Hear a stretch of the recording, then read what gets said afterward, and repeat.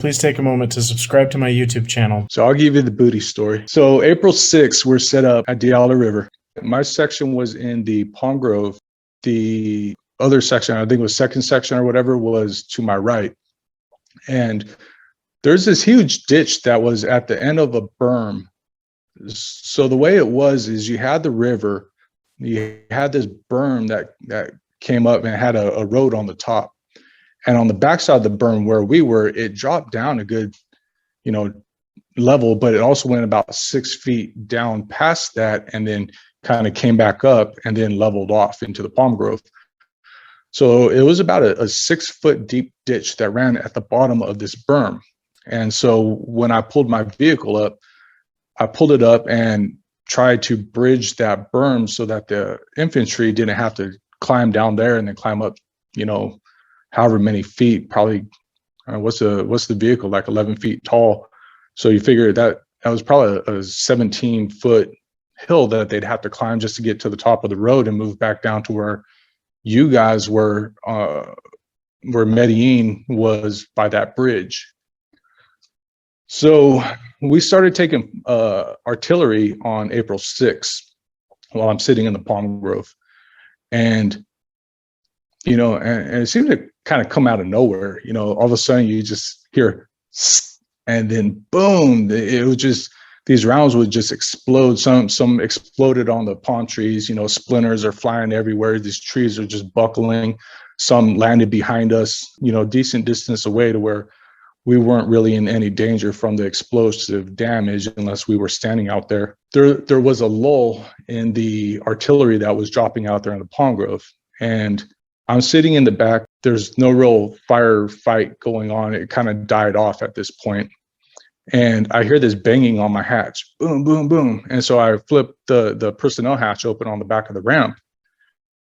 And Booty's standing there. He's got no shirt on. He just has a flak jacket with, all his gear and stuff. And, his camis on underneath that with his helmet and his rifle. I look at him. I'm like, this ain't Vietnam, dude. Go get the rest of your gear on. He's like, dude, I really have to take a. And I was like, okay, so why are you telling me? He's like, I need you to cover me. So I'm like, okay, all right, whatever. So I go climb on the back of my vehicle. I'm up on top now, kind of, sitting on the, by the cargo hatches, the center beam in between the cargo hatches. And I watch him go walk off into the palm grove. And so he's out there maybe about, 5 minutes or so. And another artillery barrage starts, blowing up around us. And I'm just thinking, oh God, because one of these rounds, like it looked like it fell like right in where he was at, somewhere out there. And I'm just thinking, oh God, man, there goes Booty. He's dead. And because I know his wife, I'm like, all right, how do I tell her that he just died, And so I'm like thinking in my head, like she's going to be like sad and just broken up about it. And I'm not going to know what to tell her. So I'm going to be like, yeah, he went down fighting, and she's going to be like, oh, he's this war hero and stuff. And at some point I'm going to tell her, no, he went out there. He was fighting, taking his out in the palm grove. And so I'm sitting here trying to piece it together in my head. Like, how am I going to tell his wife? And should I tell her the truth about how he died? Because I don't want to be, if I were to die, I don't want to go out that way. 5 minutes after that, he comes back out of the palm grove, right? And he's like, his eyes are like saucers. And he's like, dude, I almost died out there. I was like, I know, I saw that barrage coming.